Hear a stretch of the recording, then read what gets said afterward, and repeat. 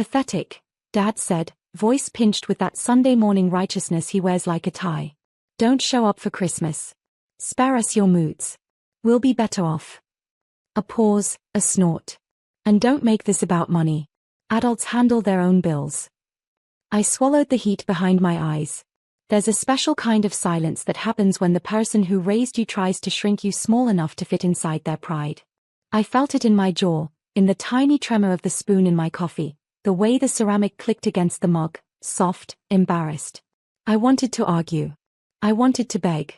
Instead, I watched steam rise and disappear like every thank you he never said.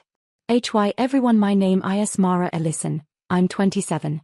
I used to think love meant stepping into fires without asking who started them. I used to send rent, keep the lights on, and make tuition deadlines my calendar's religion. I told myself I was holding the family together. But what do you call a rope that only tightens around your own throat? I sat at my kitchen table under the flicker of a thrift lamp with a crooked shade. Outside, the first thin snow whispered on the windows like someone softly erasing a chalkboard. The house smelled like cinnamon toast and printer ink, my laptop warm against my wrists. A red ribbon from last year's abandoned gifts lay coiled near the sugar jar. It looked like a vein. Don't come, Dad repeated, as if my presence were a stain to be scrubbed. In the background I heard the clatter of pans, the sharp, delighted laugh of my stepmom. Someone, maybe my brother, muttered, finally, like a door had closed on schedule. Okay, I said, the smallest word that ever felt like a cliff. I ended the call and stared at the budgeting sheet I'd kept like a secret altar. Rent, Dad. Utilities, Dad. Tuition, J. Due dates highlighted in yellow, confirmation emails saved in neat folders. Adult, he'd said. Handle your own bills. I opened the banking portal. The cursor blinked, one impatient heartbeat, then another. Somewhere in the apartment, the heater clicked and clicked like distant footsteps deciding whether to leave or stay. I hovered over Manage Recurring Payments. My thumb rubbed the edge of that red ribbon until it bit. In the hallway, my phone buzzed, a voicemail from Dad arriving before the dial tone had fully cooled. I pressed play and leaned forward, breath held, as his voice filled the room like a draft sneaking under the door. Dad's voicemail started with static, the kind that sounds like someone thinking too hard about whether they should speak at all. Then came his sigh. Mara, look, maybe I said that wrong. Your stepmother thinks you're too sensitive. You take things personally. Just, don't make this difficult, okay? That word, sensitive, cracked through me like ice underfoot. I could almost see his face in the dark window, the wrinkle between his brows that always meant you disappointed me again. The next morning, I walked to the corner cafe with my laptop. The December air was sharp enough to hurt good. I ordered the cheapest black coffee, opened my emails, and saw the usual, rent reminders, tuition invoices, power company notifications. 4 years, those bills had hit my inbox but drained his balance. Because I'd linked my account to his. Because family helps family, he'd once said when I was 20 and naive enough to believe generosity wasn't supposed to feel like debt. That phrase replayed in my head as I stared at the banking screen. Family helps family. I clicked Disable Autopay. Then Cancel Link. Confirmation emails stacked up like tiny revolutions. My phone buzzed, a group text from my brother. Dad says you're making drama again. Stay away this year. A snowflake emoji followed, the digital version of their smug silence. I looked outside the cafe window. A father and daughter passed by, laughing about some secret. She wore a Santa hat too big for her head. He carried her cocoa so she wouldn't spill it. I smiled, then caught my reflection, tired eyes, steady hands. They'd spent years treating me like a wallet wrapped in apology. But winter teaches patience. It buries what doesn't belong. I closed my laptop, left a $1 tip I couldn't spare, and walked home through the hush of snow. The world looked clean for once. My inbox pinged again, a new voicemail from Dad. I didn't play it yet. Some silences deserve to linger before they break. By the time I reached my apartment, dusk had turned the city into a watercolor of bruised purples and golds. The Christmas lights across the street blinked like a nervous heartbeat, too bright, too cheerful. I tossed my gloves on the counter, opened Dad's new voicemail, and pressed play. Mara, the electric company called. Said the card bounced. What's going on? You know I can't deal with this stuff right now. Just fix it. Just fix it. Not how are you, not I'm sorry. His voice carried the same command he used when I was a kid, the tone that meant I'd better move before his patience ran out. I stood there, phone against my ear, letting his words settle like cold dust in the air. The apartment was silent except for the hum of the refrigerator. My bank app still glowed open on my laptop, the balance steady, untouched for once. My heart thudded slower than usual, not angry, not scared, just calm, like the moment after a storm when you realize nothing's left to blow away. A memory flickered. 13 years old, Dad yelling about how my brother's new sneakers were an investment, and how my art supplies were a waste. I'd stayed quiet then too, promising myself that one day I'd earn enough to never need his approval again. I kept that promise. I just never thought I'd need to earn his love to keep my peace. That night, snow laid thick against the window, muting the world outside. I drafted a short email. All financial links between our accounts have been permanently removed. Merry Christmas. I read it twice, my reflection faint in the screen's glow, then hit send. My phone lit up immediately. 10 missed calls. Then 12. Finally, a text from my brother. You've gone too far. He's furious. I stared at it, thumb hovering over reply. 4 years, I'd been their safety net, the invisible thread holding their comfort together. Now that thread had snapped, and they were tumbling through their own winter. Outside, the streetlight flickered once, like a slow, deliberate blink, and I whispered, finally. The next morning, I woke to the sound of relentless knocking. I knew that rhythm, 3 quick, 1 pause, 2 firm hits. My brother, Jason. I opened the door halfway. He stood there in his designer coat, red scarf, and that permanent smirk that said I'm here to clean up your mess, again. Dad's losing it, he said without greeting. The power's out, and tuition's overdue. He said you're doing this for attention. I leaned against the frame. Attention? Jason, I've been paying those bills for 4 years. You never even said thank you. He rolled his eyes. You didn't have to, Mara. You just did. That's kind of your thing, right? The martyr act. The words hit harder than I wanted to admit. He brushed past me into my apartment, scanning the space like an inspector. His gaze paused on the single small tree in the corner, wrapped in soft yellow lights, the only gift I'd allowed myself. You live alone, with this, he muttered. Maybe Dad's right. You're weird lately. I inhaled slowly, keeping my tone steady. I'm just done pretending love is measured in money. Jason scoffed. You've changed. Good.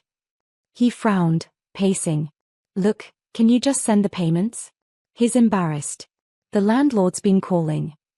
I watched him fiddle with his phone, desperate, not for Dad's comfort, but for control. That's what they all wanted, a version of me that stayed quiet, compliant, convenient. I'm not fixing what broke me, I said quietly. He froze, eyes narrowing. So you're punishing us? No, I said. I'm finally letting you feel what I've felt for years, forgotten. The silence stretched until even the clock seemed afraid to tick. He left without another word, the door clicking shut like the final line in a chapter I'd reread too many times. When his footsteps faded, I sank to the floor beside the tree. The lights reflected off the silver ornaments, glowing faintly on my skin. For the first time in years, Christmas didn't feel like a performance. It felt like peace dressed in quiet rebellion. 2 days later, the first message came from Dad, short, sharp, written like a bill notice rather than a plea. Need funds. Stop acting childish. Rent due. I read it twice, then set the phone face down on the counter. The apartment was filled with the soft smell of pine from my little tree, the one that never asked for anything back. A snowstorm was crawling through the city, muffling the world. I wrapped myself in a blanket and watched flakes drift against the window, each one dissolving like an unspoken apology. 4 years, I'd wired money while listening to his insults echo through the phone. Too emotional, not practical, you'll never make it without us. He never realized I already had. The only thing I'd needed to survive was the courage to stop saving people who enjoyed watching me drown. That afternoon, a notification blinked, voicemail, 3 new. First, Dad's voice, slurred with fury. You think you're teaching me a lesson? You're pathetic. Second, silence, except the faint sound of wind and something that almost sounded like regret. Third, my stepmother's voice, brittle as glass. He's sick, Mara. He needs you. Don't make this about your feelings. My feelings. I laughed, the kind that comes out half broken, half free. I poured coffee, opened my laptop, and logged into a different account, one they didn't know existed. Every payment I'd ever made, every transfer, every autodraft had receipts tied to my name. I organized them into a single folder, proof of responsibility. Then I drafted an email to the landlord, the university, and the utility companies, politely confirming that all accounts were now under their legal responsibility. No anger, no bitterness, just clean, official language. By evening, another text from Jason arrived. Dad says you're heartless.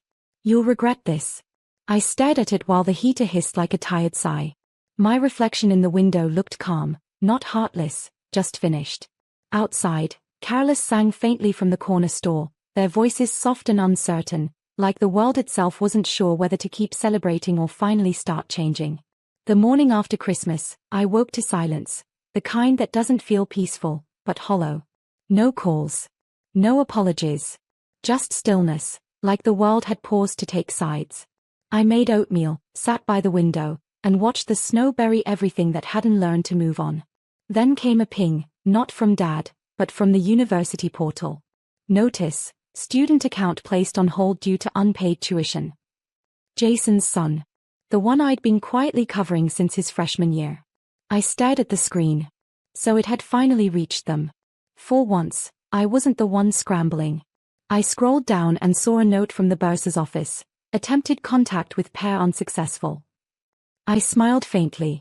The irony was delicious. All those years Dad calling me pathetic, yet his life ran on my quiet consistency. By noon, my phone lit up like a Christmas tree of panic. Jason, what did you do? His classes are frozen. Dad, you've humiliated this family. Stepmom, you've proven you're cruel. I read each message slowly, sipping coffee between their outrage like it was a new language I was finally fluent in, accountability. I typed a single reply. Actions have consequences. Merry Christmas. Send. That evening, I took a walk through the park near my apartment. The trees were wrapped in quiet gold lights, the air crisp and forgiving. Kids were sledding down the hill, laughter echoing into the cold. It hit me, this was the first Christmas I wasn't trying to earn love through sacrifice. The first one where peace didn't cost me a piece of myself. When I came home, the answering machine blinked red again. I pressed play. Dad's voice was softer this time, uncertain. Mara, maybe I shouldn't have said that word. Maybe I pushed too far. Just call me, okay? I didn't delete it. I didn't save it either. I simply let it play until the tape clicked to silence, a silence that, for the first time, belonged entirely to me. Days blurred into that quiet stretch between Christmas and New Year's when the world feels half asleep. Outside, melted snow had turned the streets into mirrors, reflecting lights from windows where families gathered. Mine wasn't one of them. I spent the evening rearranging my small apartment, not out of boredom, but out of ritual. Every shelf I cleared felt like reclaiming inches of myself. I boxed up old bank statements, donation receipts, even those scribbled notes where Dad had once written, "Send by Friday." They all went into the same cardboard box labeled closure. Halfway through, my phone buzzed again. This time, it wasn't Dad or Jason. It was an unknown number.